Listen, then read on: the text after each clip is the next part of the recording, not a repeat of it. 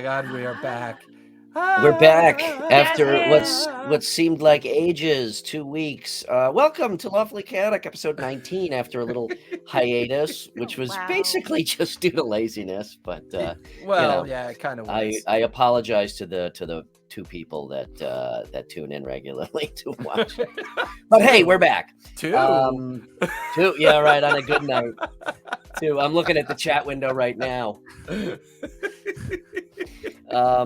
Jason, welcome back, and Sharon Berrybot, thank you for joining us tonight. It's so glad to have you on. I'm happy to be here on this momentous 2-week occasion. Yeah. Yes, it's proud to have you on. Yes. Thank you for joining us. Yes. My precious. Anyway, we got nothing really to talk about tonight, although it has been a while since we've all been together, so I'm sure we can drum up a whole bunch of stuff to talk about. Yeah, chat, and if you have any fun topics you want to throw out, feel free to do so. Always, yes. All of you. Still looking at an empty chat window here, but on the count of 3, we'll wait a couple minutes. I don't know if I've told you this, but I have to. If I haven't, I've been remiss. I really dig your kitty cat headphones. That is like it. If I don't know if you meant it to be your signature, but in my eyes, it is now definitely your signature because I've seen you enough times with them on, and I freaking love them. So it inspires me to get like some tiefling horns or something. Do it. Oh my gosh, I even want to get like ones that like light up and like when chat talks or whatever, they change color. That would be cool. Oh my God, I'm down. I'm down with that. That's $1 million idea. Like interactive, social interactive. Shh, don't tell anybody. This is just between us. Yeah. We're gonna market this. It's a good thing no one's listening.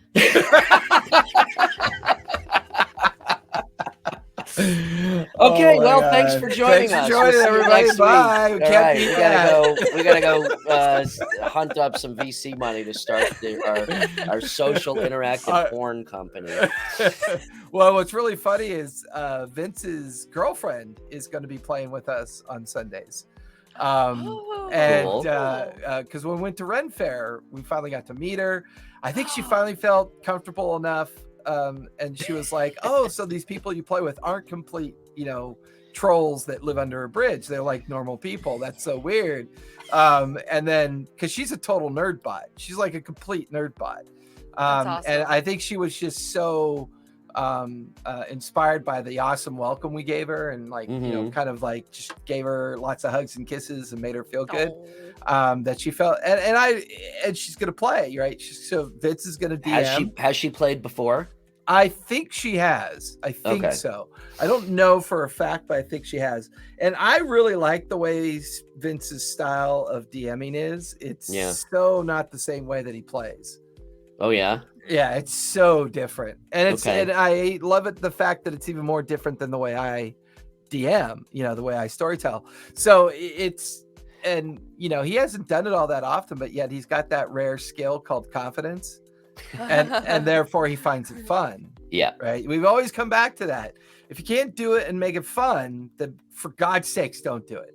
It'll be a misery for you if you try to play games in general. That's why, there are so many of us that basically do the same thing and can all do it in the same space and not, it's never like, oh, somebody else running games, everybody's got their own style, which is pretty cool.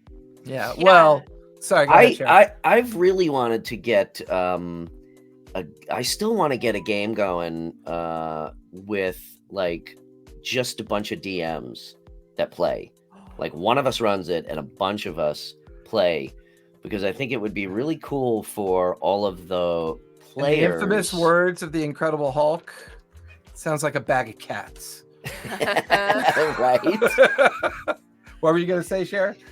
Well, no, because actually to echo what you were talking about, I actually watched the recent episode of Critical Role with Brendan Lee Mulligan. It was my first time ever watching him DM, and man. Really?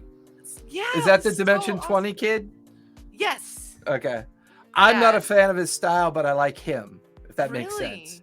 I haven't watched it yet, so no spoilers. Well, it won't be a content spoiler, but I'm not a fan of DMs that do 80% of the talking.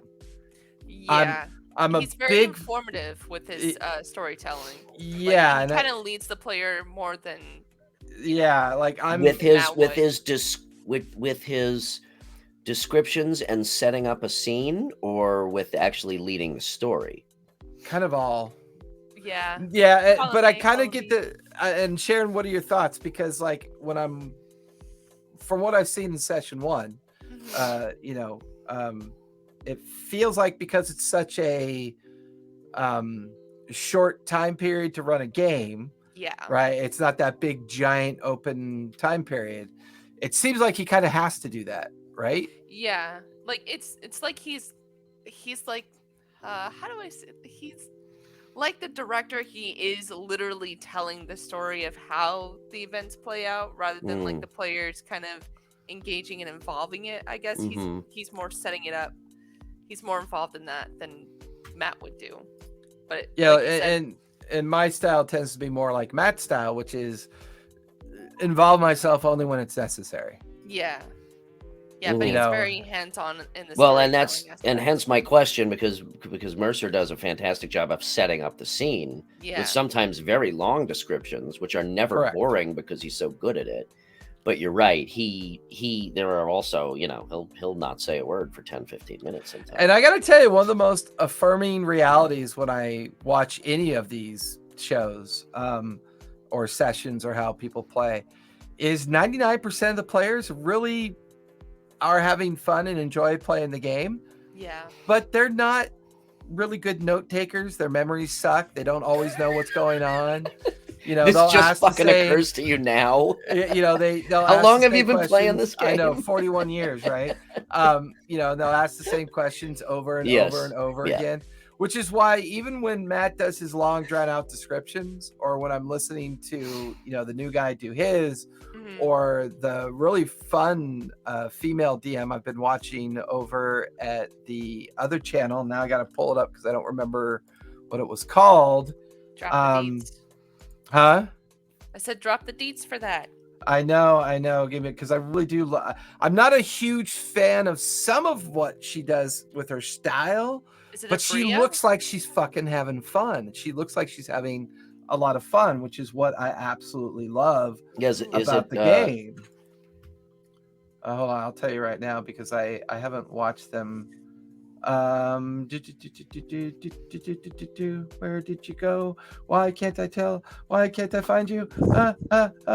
YouTube's. I know. Make fun of the old man. For a second. while you're looking at that, I have a new design up in my shop. You could check that out. Woo! Just threw this together. I don't know. I think I was having a red stripe.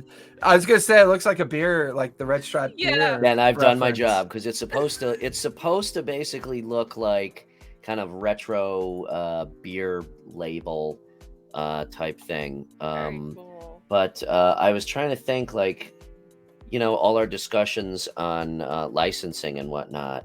So I'm like, I'll just put dungeons on the front, dragons on the back, and leave out the ampersand. I'm covered.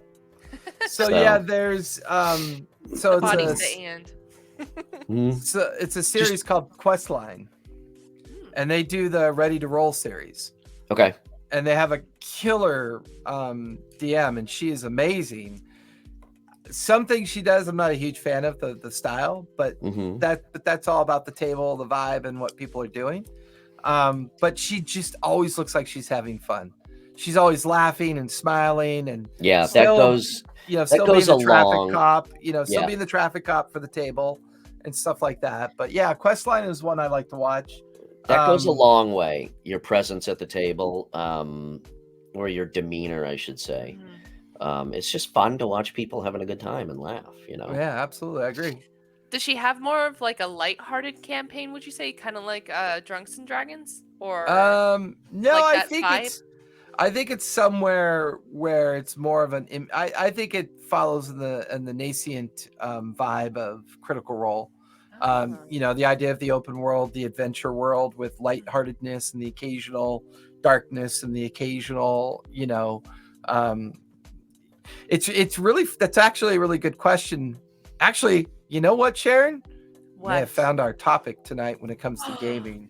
One of the things that I've been going back and forth with on some other individuals I've been chatting with and stuff is the mood of the table. Like, whether you're playing Warhammer, whether you're playing Adventure Quest, whether you're playing Heroes Quest, whether you're playing Magic the Gathering, whether you're playing D&D, or what's the Pathfinder sci-fi one, Starfinder, it's like, how, number one, how do you establish the vibe of the table? Number two, how do you maintain it? And number three, what do you do when it goes toxic? Do you just give up, start over, put a new table together? I mean, just smack them all. I'm just, see, and that, I think that that falls on the DM, okay? Because you are the storyteller, no matter what your style is, right? You are the conductor or the storyteller, call it what you will. Are we really? I think we are. Are we not just a dictaphone in reverse? Just that, aren't we just narrating and speculating information? Have you, okay, let me ask you a question. Take any campaign that you've played more than once. All right? I've never played a campaign more than once. Really? All right, Ever. You're out of here. Where's the kid?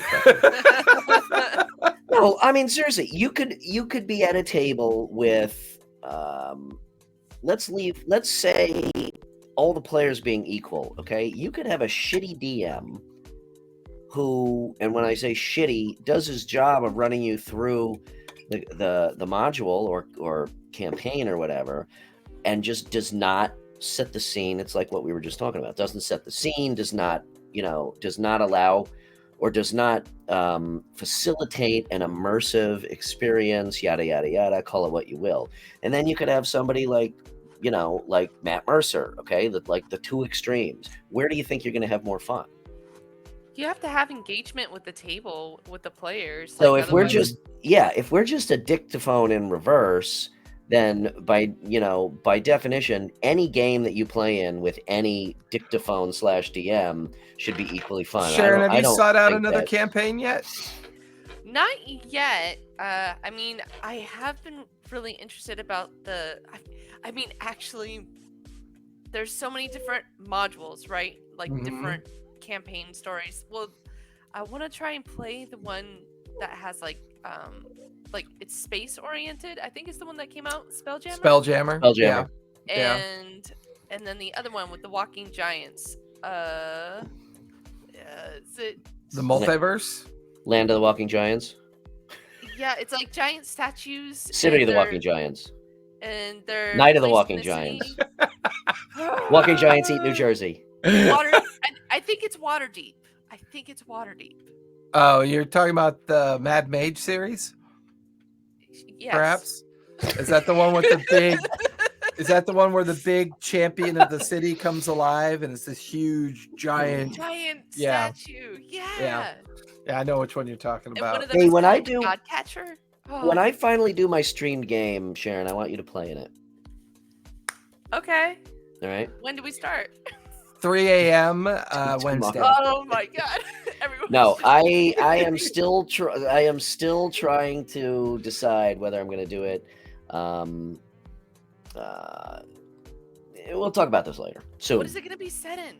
You gotta it's going to be set in Forgotten Realms, but with a lot, with the map and the canon as a basic guidelines. But I've got a lot of layers of my own stuff on top of that. Do you have a day in mind when you think you're gonna do this? Jason, jump in. I'd jump into any Forgotten Realms campaign. That's my favorite world. Oh, I'd love for you to play. I don't yet, but I'm getting really antsy to get it going. Well, I know it'll be after the summer, right? Because your summer's too busy. Yeah, probably towards the end of summer. That'll give me more than enough time to set this thing up and promote it. Because I really want to, I really want to make this one shine. You know my main sticking point right now, but that could certainly change in 3 or 4 months. Yeah. But anyway, Yeah, um, I would love to. I'd look okay, forward to it. cool. You're in. So- I really I disagree. We don't disagree about much, but I disagree. I think the DM. I think that it is incumbent upon the DM to set the mood of the table, and kind of let the players add to that. But you know, then you track back to that familiar challenge, that familiar misguided opportunity, which is if the storyteller /DM/GM is doing all the right things, but the players are still continuing to behave the way that they behave. Mm-hmm. You know, once again, that vibe, that essence Well, of the table, right? Yeah, how do you correct it? Okay, Yeah. let me ask you this. I interpreted your question as: is it a very serious table, or is it a very, is it jovial and a lot of laughing and joking around without being disruptive? But that in itself, or are you speaking about just players behaving and playing right? Well, Like setting the tone. Correct? To Sharon's point, right? Like, to me, if I had 5 Sharons at a table, Mm-hmm. that would quite literally be the funnest game I could run. It's chaos.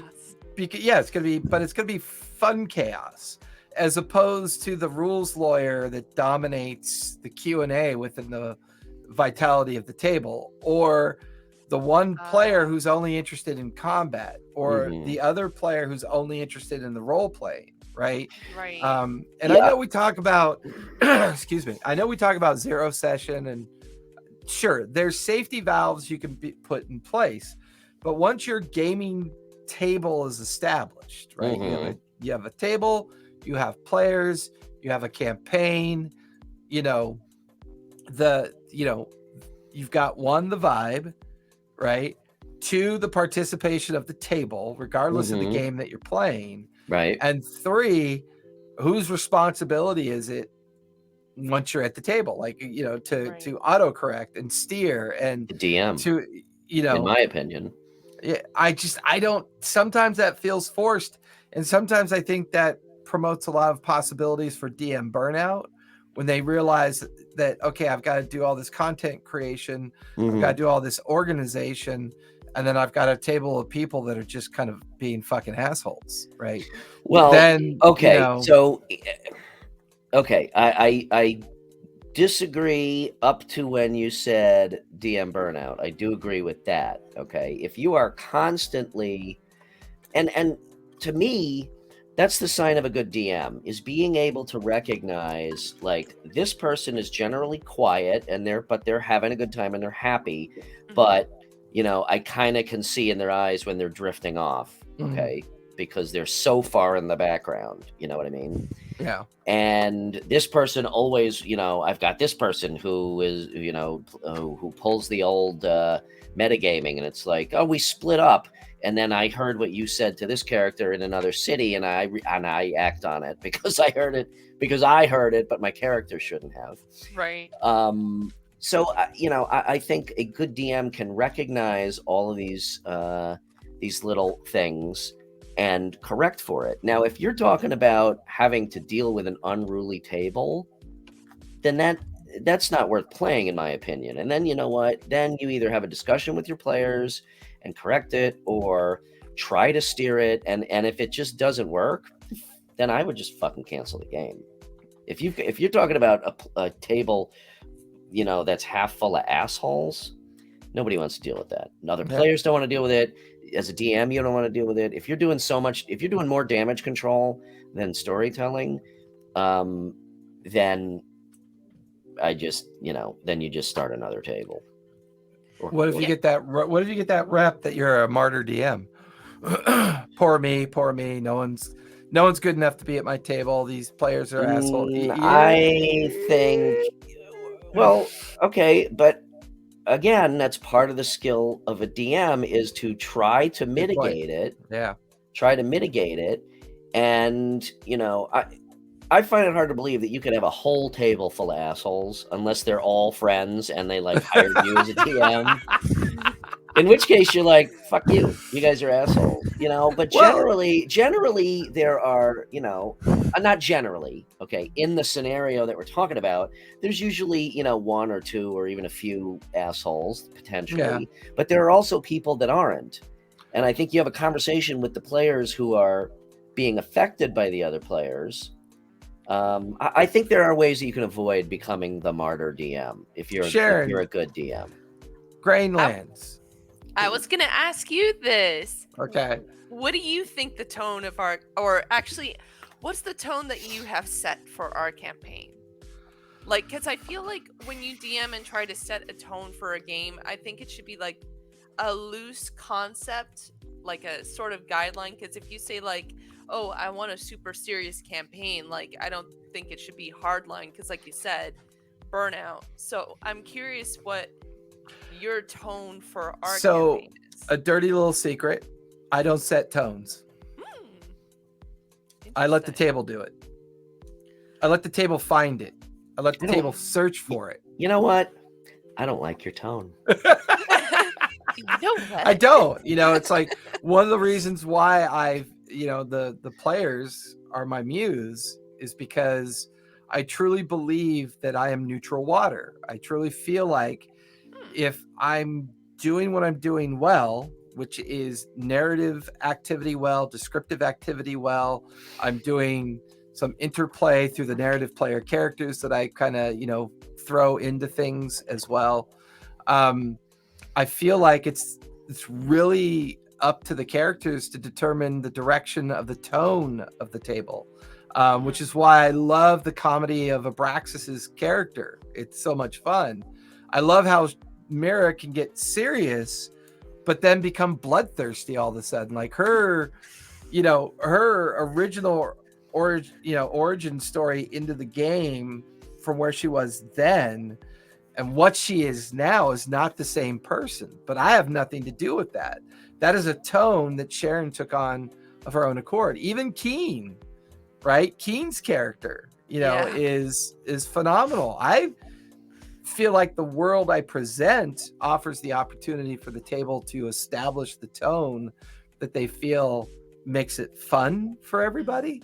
But I'm not forcing a dark theme. I'm not forcing there's not a thematic tone I'm enforcing. My themes are strictly, high medieval, low magic, high magic. More of a setting. I prefer to focus on the setting and create the sandbox that everybody's playing in and provide that feeling. So I think if you present an open world situation, I think you discover players that start using mirrormetrics. I You make it sound like it's a bad thing. No, I think it's just an obvious thing. I agree with I agree with you. You shouldn't necessarily. I don't set the tone per se. I don't sit down and say this is going to be a very serious campaign. If anybody laughs, you're going to be, in trouble. That just happens naturally. I mean, again, and I only as Brian says in his best deadpan. You're done. Anybody laughs, you fucking dish out. I mean, look at Critical Role. I only use it as an example all the time because it's the easiest example to use. But there are episodes where they are laughing their asses off, and acting like children, and there are episodes where they're in tears and everything in between. And Matt does not necessarily force. He doesn't force that at all. So I'll once again, when I watch Mira, Abraxas, Keen, Brigitte, and Gork all interplay with each other, right? Because to me, I'm very fortunate in the sense that I feel like I have the perfect size tables at 5 people. To me, feel like the perfect size. I agree. I think 5 is a perfect number. And it not only allows for equal playtime, I think, for all, including on the occasion that I do a narrative PC lore dump or something. Yeah, I feel like that, when you guys met that orc who lived inside of a fossilized mammoth hut, right? And he was a kind of like insane tinkerer. That's awesome. But it was a real fun opportunity for a lot of the more lighthearted nature of the players to be a little bit more exposed and interplay with each other. See, to me, that's the opportunities I can present. But if I have a table of people that just want to, go out to the world and murder the world, I'm not going to force them to not be that. Murder hobos? Well, I'll never allow murder hobos at my table. I always wanted to deal with murder hobos like the way we really should, which is like, okay, fine. You're under arrest and you're thrown in prison. And the next 5 sessions are just going to be you rolling to see whether you can not shit yourself in your cell. And we're going to sit here for 3 hours and you're going to think about what you did. Yeah, that's a lot of fun. Now pay me for running this game. You're grounded in game. Pay me. And I think whenever we use things like, it's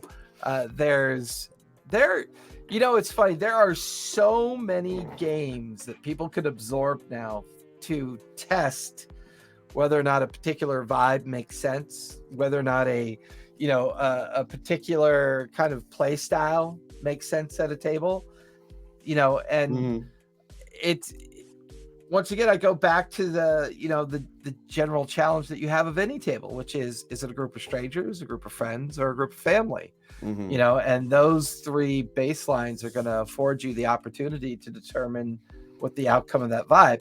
And a lot of times the vibe of that table, I can tell you, won't establish itself until after about the 10th or 15th session. 10 or 15? Yeah. What kind of morons are you playing with? Sorry, Sharon.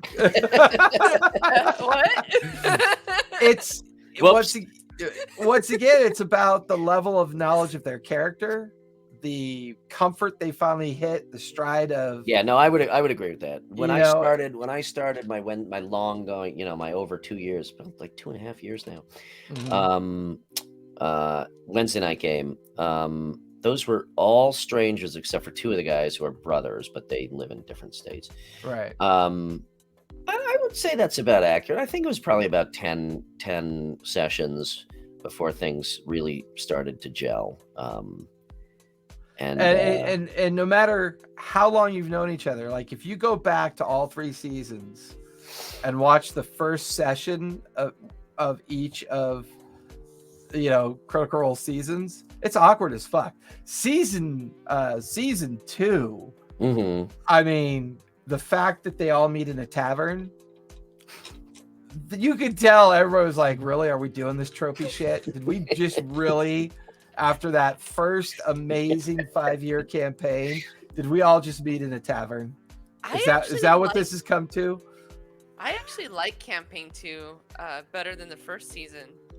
I agree with you. Well, that's because campaign 2 had a beginning. A lot of people don't feel like campaign 1 had a beginning because they started offline, and they were already almost level 10 by then. Yeah.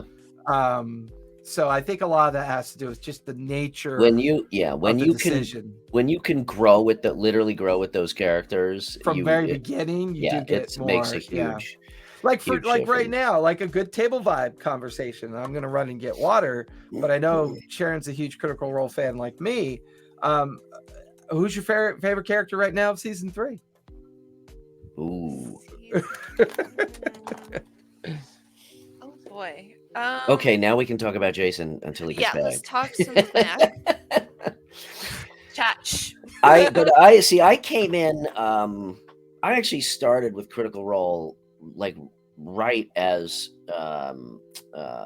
Mighty Nine was starting. So I also, and then I went back and watched about half of Vox Machina, and then finished off with Mighty Nine. But I thought there was I felt much more connected to it because of that. Where you start with them from level 1. What's your take on campaign 3? Campaign 3, I mean, I actually kind of forgot the characters because I was watching Mighty Nine.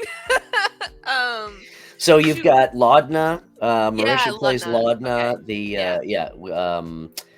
Laura plays Imogen. Imogen. Yeah. Travis plays. Well, he started with Bertrand, but now he plays Yeah. Chetney. Died. Yeah. And that is why I will never ever fucking get at a table with Jason And Baldwin. honestly, it is the worst. I mean, It is. It's bad. I don't even know how I keep on coming back. Ugh. My my right. favorite. So it's funny because I think all of the characters in Disadvantage all day long for you. Whoops, that was oops. Sorry, that was a mistake. But hey, got a new T-shirt in the shop. Check it out. No, I think the characters in campaign 3 are the strongest characters from right off the bat. Of all the campaigns, I liked the play. It took. I'm not even going to finish that comment because I'm not sure where I'm going with it. But I think all of the characters in campaign 3 are really strong. My favorite character by far is Chetney, without a doubt. He's so chaotic. He's fucking awesome. Travis just makes me laugh my ass off. But they're all good. My god! So and the reason why I asked that question is because I feel like one thing that was unique about, once again, the table vibe, the way the players come into that table, is the way that Robbie, Ashley, and Liam's characters came into the overall vibe of the table. Set a very different mood, because you had the activities that they did in the summer session, or the pre-season session coming in, and then the way they overlap that storyline, which tells me that this is going to be a multiverse story that's going to play out over time. And the way they're bringing players in and out, like they just recently introduced a new player when they reached the new city location. I'm a couple episodes behind, so no spoilers. Right. So from Chetney's perspective, I love the fact that Travis purposely triggered Matt. So Matt is a walking empath. Yes. And he has lots of empathy, and he's a very emotional person. So when I'm watching a former Army guy sit there and go, come on, Alpha, Omega, God. You got so triggering mad. all that toxic masculinity. The look on Matt's face I was over the moon. I know. Because Travis knew exactly what he was doing.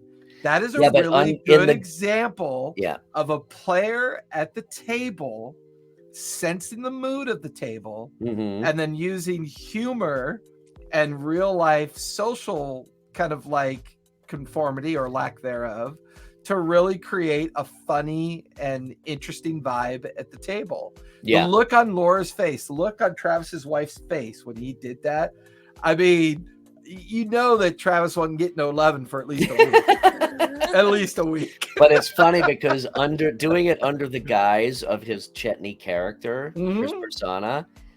He's the werewolf blood hunter baby boomer. It's just like the old guy, It's like the fucking old. It's like my old racist grandmother. Just ignore her, Just don't listen to what she says. And I know that's the vibe. And if you look at like Imogen, who like I cannot pick a favorite character this year because Fresh Cut Grass is an interesting character, but once again, Sam has chosen a story-built character. And I don't feel like the others are story-built. I feel like the others are more traditional. Knot was a story-built character. FCG is a story-built character. I love Marisha's character. Finally, I love her character. I love as much as I love Bo. Yeah, I enjoyed Bo. I was not a fan of Keyleth. I tried. But the Princess and the Pea kind of nervous, lack of insecure elf in a terrifying world. Once again, that goes down some tropes that are entertaining at times, but kind of overdone. I feel like I feel like my character Mira is sort of like her. No, sort of like Keyleth. See, I would disagree with you because once again, what you're missing out on because you don't see it from my point of view because you're on the other side of this, the table. From my point of view, Mira in Uthadern or Urlis, the ruins of Urlis, is not the same one now. It's not the same Mira. Right? I don't feel like Keyleth's character changed until the end of the campaign. She felt the same all the way through up until, spoiler alert, she loses Vax and gains her hereditary title of in conclusion of the Aramonte. So her backstory was this journey that was supposed to shape her, but yet somehow she stayed the same the whole way through. Yeah, I agree with you on that point. I liked Bo much better. Bo was way better than Keyleth. I'm gonna leave Vox Machina out of this for various reasons. A, because I never finished the whole thing. B, because like you said, it's hard. Here, let me fix that. There we go. Hard to it's also hard to make the same judgments when, to your point, we came in when they were already halfway through the story. So I actually liked what was I gonna say? So with Mighty Nine, I actually liked the characters. It took me much longer to I know what I was gonna say. I liked the story very, very much. Okay, it all the way. Very mature. Yeah. Very real world. I feel like. Yeah, I liked it very much. I think we liked it. See, this is what's interesting. I think what you're looking for is we liked it for the reasons why some people hated it. Which is 99% of most campaigns are anticlimactic. They just finish. Yeah. And if you really go look back at Mighty Nine, they had this incredible journey, and it just happened to be in the right place at the right time. Yeah, but when it started, something that they thought was going to be bad, but we don't have proof it was going to be bad. Right. There's you don't have any inherent proof that what was going on was going to have a horrific outcome to the world. The assumption was they believed it was going to. Right. So when they finally did what they thought they did to save the world, were they really saving the world? And it felt very kind of butter and toast, really. It didn't feel like that season 1 ending with Vecna. But I really liked the like I said, I really liked the story. It took me a long time to really identify with a lot of the characters. I loved Ford, okay, and I loved Caleb, all right. Caleb was a good character. Caleb was my favorite. Took me a really long time to get used to Marisha's character and Laura's character. Jester? Yeah. No, that Jester and Bo. Laura's character, Jester. I love Jester. I never really identified with Ashley's character. And Sam's character, I also like Sam's character very much, but Bo grew on me. Jester grew on me. I actually hated when Ford made the change to Paladin and changed the persona to the Sea Paladin, and then did not like. But see, was at all based on his backstory though. I'm not talking about the story. I'm just talking about the character's demeanor, the accent, stuff like that. But anyway, so my point is, love the story. Took me a long time to get used to the characters. In campaign 3, right out of the gate, the characters were so strong. I mean, they all really did their job in picking something that they wanted to play, or that suits them, or that they could grow into. I mean, like I said, other than Chetney, who I love, I'm really hard pressed to say who my favorite character is, because they're all so freaking awesome. What I really have a problem with is the story. I'm on episode 18 maybe, and I'm just now feeling like it's starting to feel like a linear story. For 15 episodes, it was just very like meandering. very meandering. It's like, okay, Well, we're here, and now we're right here, and now we're here. And there's a number of reasons, but it was just really, really difficult to get through. And even now, it's like, for me, it's kind of like teetering. Like, is this going to remain on track, or is it going to just go, like you said, meandering? But So it's interesting. I think what Matt's presenting to everybody for the first time is the purest of open worlds you could have. It really is. His players are doing whatever they want. Okay, let me propose this question. Is that, we all know that that's good for the players and it's good for the DM. Damage. Put your fucking dice away. Psychic damage. We all know that makes for a very good players table, and usually a good DM's table, because that keeps the DM invigorated and whatnot.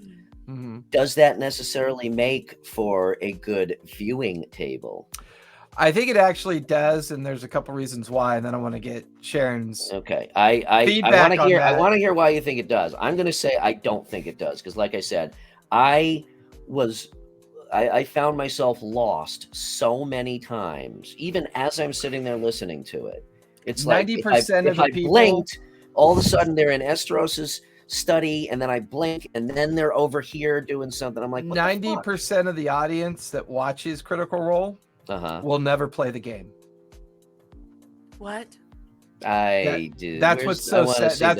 That's what's so sad about it. I want to see the metrics. And the Twitch metrics plays fake out. News. Wrong.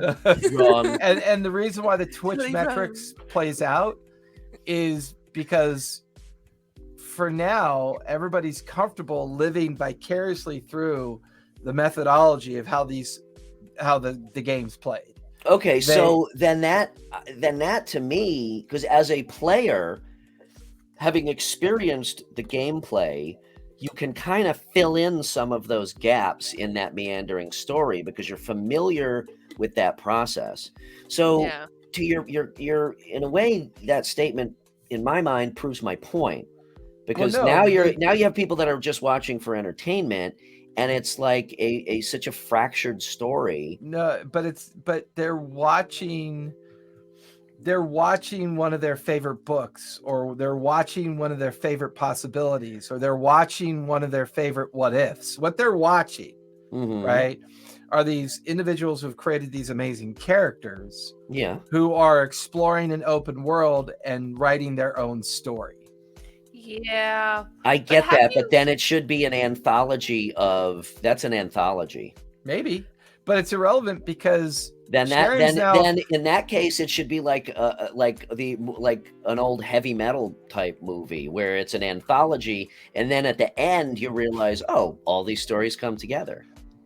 I would say that if you go to a convention, well, no, actually, before I go that route, Sharon, now that you've played as long as you've played, what's your perspective on playing the game versus your interpretation of that perspective while watching Critical Role before you play?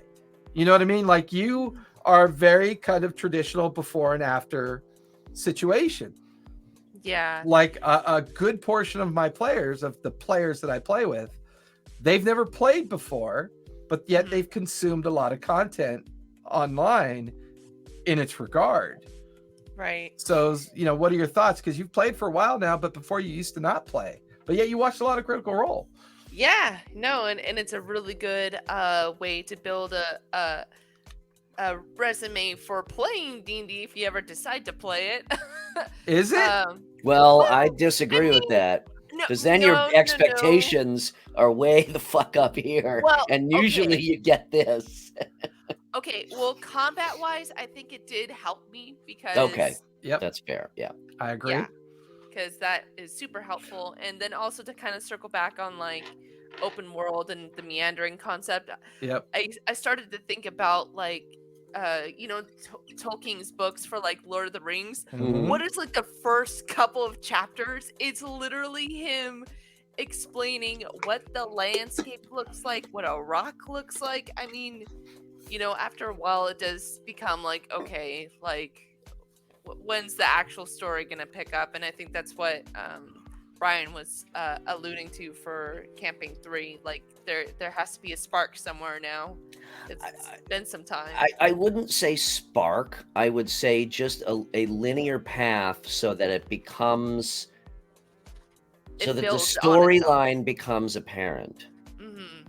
And I had this discussion with with my buddies who are also longtime players. This is my OG crew, and they agreed also that it just was very all over the place. And I'm not knocking, I suspect, it's my guess that that Matt's plate was just really full, to be quite honest. Just a guess.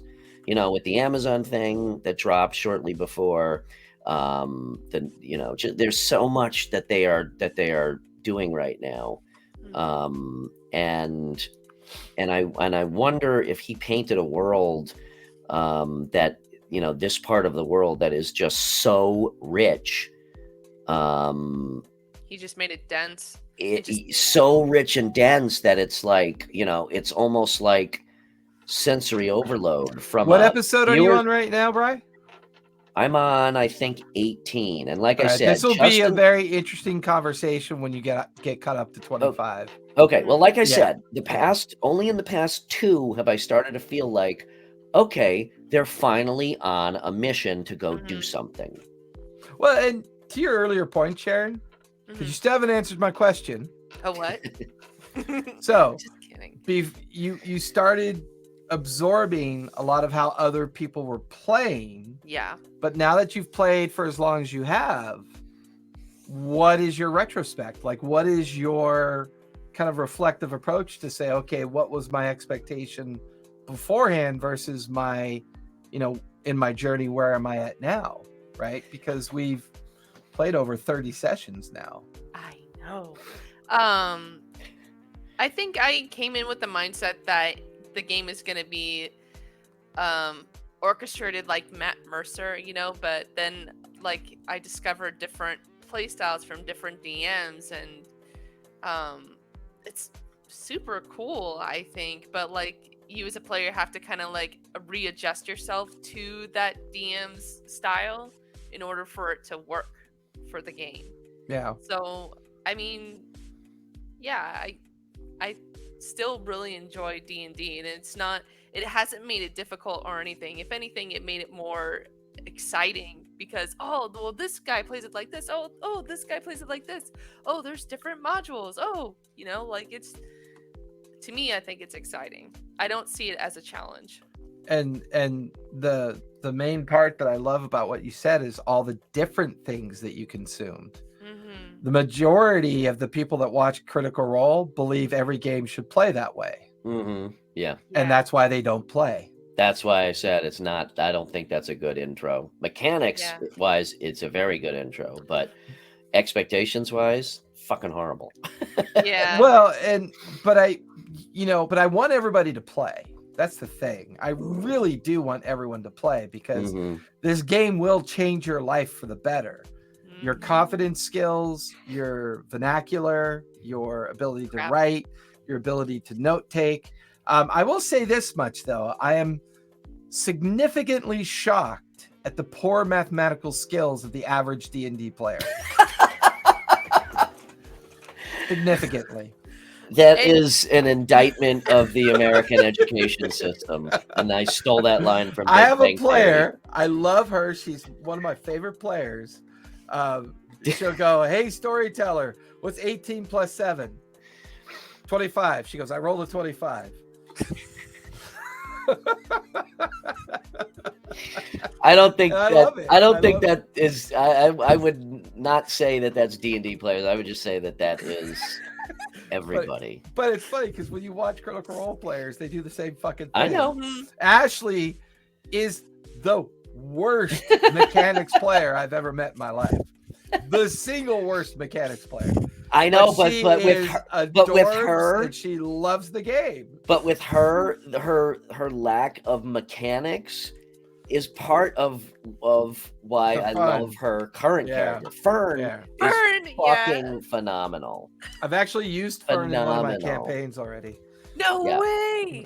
Yeah. Fern is it's hard to say which is my favorite character in this campaign because they're all so damn strong. So once again, the vibe of the table, the way the players play, Marisha's character is an interesting and difficult character.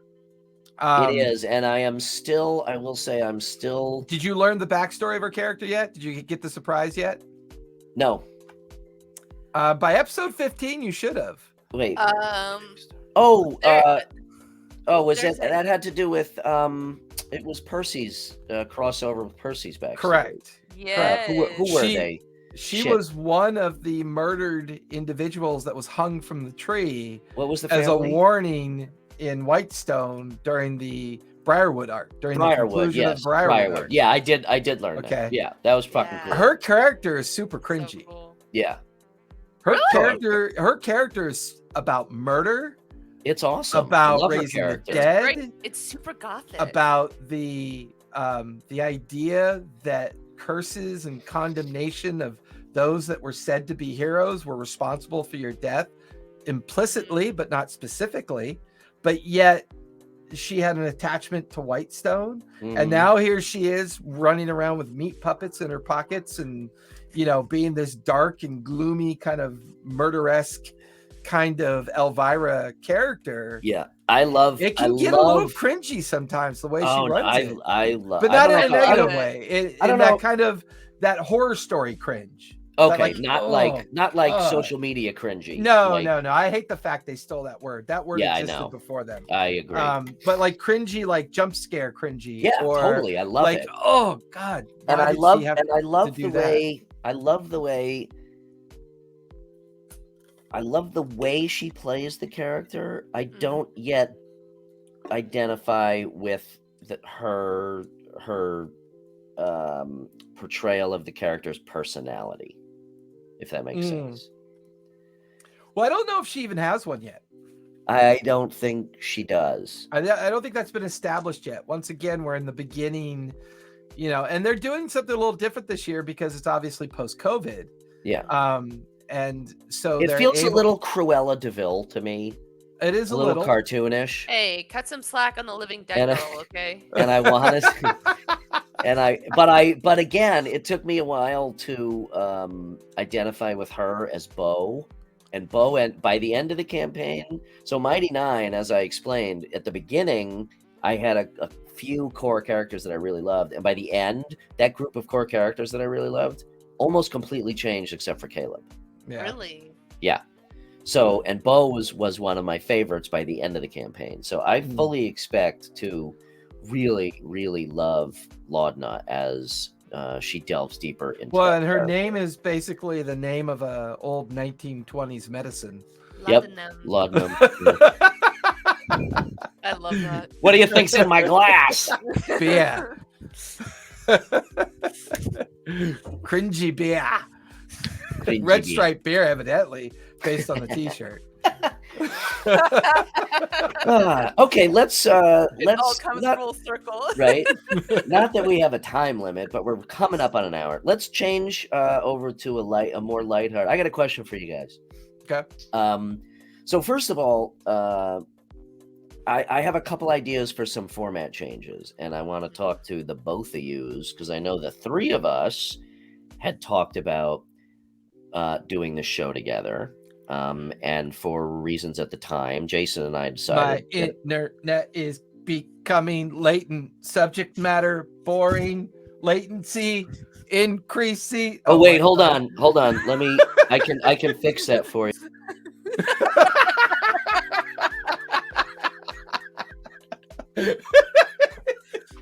Those submarines came up to full Paris. I love how you keep kicking me out of my own fucking show.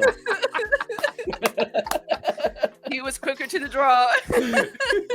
Anyway, you're right. It is boring, but what I was saying is I got some Nah, ideas just for fucking some with you. really fun format changes for upcoming Okay. episodes. And Sharon, I want to have a talk with you and Jason and all this.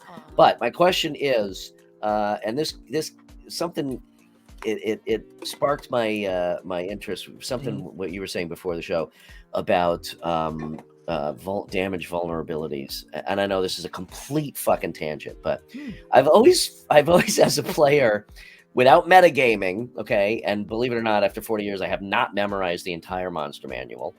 That's unfortunate. You should give it a try. It's right? lots of fun. But like whenever you come up against like a frost giant or a fire, a salamander or something like that, I always question.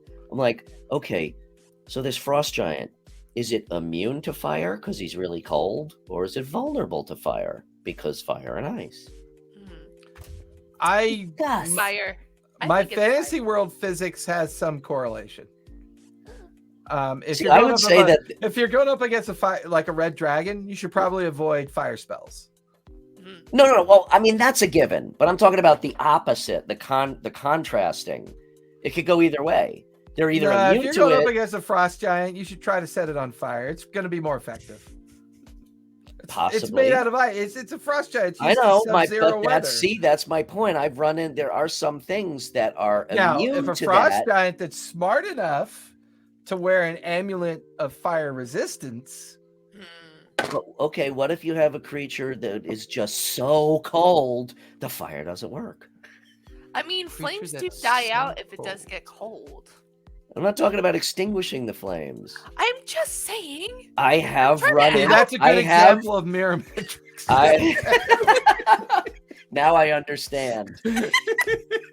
It's creative solutions. Come on. I'd like to see a creative brief on how we could approach this problem, and I want to A/B test this combat. You're lingering, so here's the situation. No, I'm just saying I have run into creatures before where where common sense says, oh, this creature's made of X. I'm going to use Y because it's the opposite, and I'll kill it. No, it's immune to Y because it's so powerful with X. I would say that there's always a happy medium in there somewhere. My favorite is when, my favorite is when I've got a party of players that are in the hallway of a doorway. Like they're in the hallway. Yeah. The door is partially open. The monster, the creature, the encounter, or whatever is playing out in front of them or about to play out. And they're like, okay, what do we see? Right. So you're doing the whole narrative description and what's going on in front of them. Right. And you do something so obvious in what they're doing. And you watch the players hamstring themselves over the fact that they're not sure what to do based off the description. And sometimes I think description should be purposely very minimal, especially if they have horrible history or nature checks and they've never encountered the monster before. Oh, no. I do that. When we were kids, playing on their paranoia. When we were kids, we used to play. You go into a room and you see a gelatinous cube. Now, I never do that shit. You go unless into a they room specifically ask. If Sharon's character Mira goes, does this creature look familiar to me? And then I'll say, well, I don't know. Then they roll. Then you roll, and then based on that outcome determines whether or not the creature looks familiar to them. But the same state, the reason why I'm a huge fan of vulnerabilities is because I create all of my own monsters. None of my monsters are raw; they're all homebrew. Yeah. And I know Sharon's become familiar with my playstyle. There's never a linear outcome in any of my encounters. If you're in an encounter in one of my games, you're going to realize that there's a whole possibility of outcomes depending on how, as a player, you interact with things. Yeah. Whether it's a puzzle room, a diplomatic encounter, or a combat encounter, right? I purposely make it so open-ended that sometimes, the bad guys have a chance of winning simply because the entire party can't figure out what to do. So be it. But that's kind of the whole perspective sometimes of the game. Yeah. But then there's those rare occasions, like when the Grey Lands took on those were creatures on the bridge. It would have went so bad. But they did. The coordination went well. They knew their skill sets well. They had come to terms with their characters. So they had matured into their characters so much that when they encountered this situation, they did really good. But yet when they travel to an excavation site, they do really stupid shit. Hey. But that's what's fun about the game. That's Seeing what's just fun how about the stupid game. they can get. You know, and you fall into your problem solving more often than you coordinate. Oh my God. There have been episodes of Critical Role where it's like a half an hour and it's like, fucking do something already. And I'm sure Matt is sitting at the table the same way, just like, fuck, it's just a door. I love it when they're like, all this crap shit, and it's like, okay, we walk over. Okay, you walk over the stone that you thought was going to kill you. Season 1 of Critical Role, the eye roll count of shopping adventures from Travis and Scanlon. So eye roll count from Travis for shopping trips, and then the eye roll count from Scanlon's character, or what's his? Why can't I think of his name? Why do I? Sam from Regal. Whenever Laura would involve Trinket in anything. Yeah. Which, by the way, I think they got her back in Mighty Nine with Sprinkle. Oh yeah, definitely. Yeah. Just like always this undead ferret. The whole cartoon, the 2-minute cartoon memes that were going on YouTube. There was a creator, an artist, who was creating little 2-minute skits with Sprinkles playing out those situations. Oh my God, it was so funny. By the end, Sprinkles was, people were beginning to speculate if Sprinkles was the big bad. Because he hadn't died yet from being submerged under the water for 6 days. I mean, I was toying with the idea that, you know, secretly Matt was inserting a new god. Was that the Wild Mother at play? People were thinking it was Artagan. It was the Traveler. Yeah, some were thinking it was Artagan. Some were thinking it was maybe the Wild Mother at play. I mean, or a new god was coming into existence. My understanding is that it was the Traveler. Yeah, I think so too. Because what I loved, and see, once again, the thing I love about Pantheon stories, and Matt does it very well, and there's a handful of others that do it really well. Mm-hmm. I love Pantheon involvement that only happens when the player is at the peak of that Pantheon relationship. So whenever Jester would do an amazing, like, kind of, she'd go into a temple and write dicks everywhere, you know, and do that whole thing and pull off this amazing, you know, funny kind of like encounter, then suddenly she'd have a conversation with Artagan. Yeah. Because that's the sense of what Pantheons do. Yeah. The other thing too is I've always dabbled with the idea that anything Fae thinks they're godlike. Yep. Yeah. And I feel like that's always a fun way to introduce players to the concept of the Fae. Yeah. I agree. Especially with Mirror's character's going down some interesting roads. Huh. Or Sharon's I'm gonna have to watch. I'm gonna have to watch a couple. These are streamed, right? They are, yeah. I'm gonna have to watch a couple of the VOD of so I'm familiar with your character, Sharon. Sharon. And get familiar with Merometrics too. I'll read the brief on that. All right, so we're at an hour. That was actually a really good conversation for having nothing to fucking talk about. Yeah. So. What do we want to talk about next week? Or do we want to burden Sharon with the possibility of, you know, coming up with some topics for us? Because she does come up with some really cool topics. She does. And the only topic, I have so many side note topics, so I won't go down those rabbit holes. But I feel like we should talk about transitioning from online play to live play.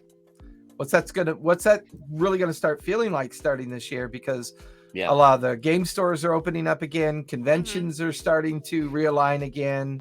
You know, I'm in the process now of trying to build a local convention near me. We're going to call it TTRPG Academy Con in the city of Hemet, and I want to get like a small 1,000 person. I need to work on that. That's a mouthful of spaghetti. Yeah, I know. I got to come up with a con name. But I really want to create I really feel like creating a local con is the best way to get more people involved in the game activity. Oh yeah. I think just relying on stores and population density centers is really hard to do these days because I think it's between $6 and $7 a gallon of gas. Getting people to drive anywhere now is practically impossible right now. So, all right. Well, how about this? Let's. That's our tentative topic because I love that. However, Sharon, if you are open to joining us on a more regular basis, you can come up with some topics too, because I agree. I've got some format ideas and some fun stuff. I'll work on that. Cool. You guys are actually better than I am about coming up with topics of conversation. I'm okay, but yeah, Sharon's much better at it. Okay. She really dives deep into it, and she likes to organize the idea of it and stuff like All that. Right. Cool. Oh, and the other thing too is Sharon is going to be officially. We're going to talk about it. I guess we don't have games Saturday. Sharon, do you want to get together this Saturday then, and we can talk about you becoming my new community person within the Discord? Sure, and the Padawan. Yeah. One of the things I love about what Sharon does in general is she asks amazing questions. She's not afraid of her,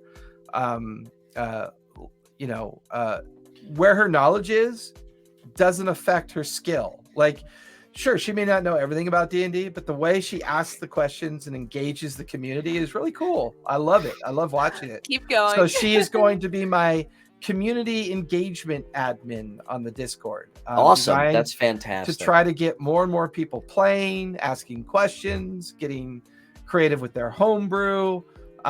We've got almost 400 people on the Discord and only about an average of 80 to 90 that talk on a regular basis. Okay. And I really want to see if we can't get that conversation up and going. I'm still convinced that playing these games is going to be better for everybody. They just don't know it yet. Yeah. Okay. Well, we have to teach them that. Dumb sons of bitches. That's the spirit. That's the spirit. You just go ahead and mansplain them all. Stick around. Stick around after, and the three of us will chat about that because that touches on some of the stuff that I want to talk about also. Okay. So, anyway, cool thank you for joining us. Thank you, chat. All of the robots in the chat. Thank you for joining us. Yeah, thanks. And we will see you next week with episode 20. Bye, everybody. Bye.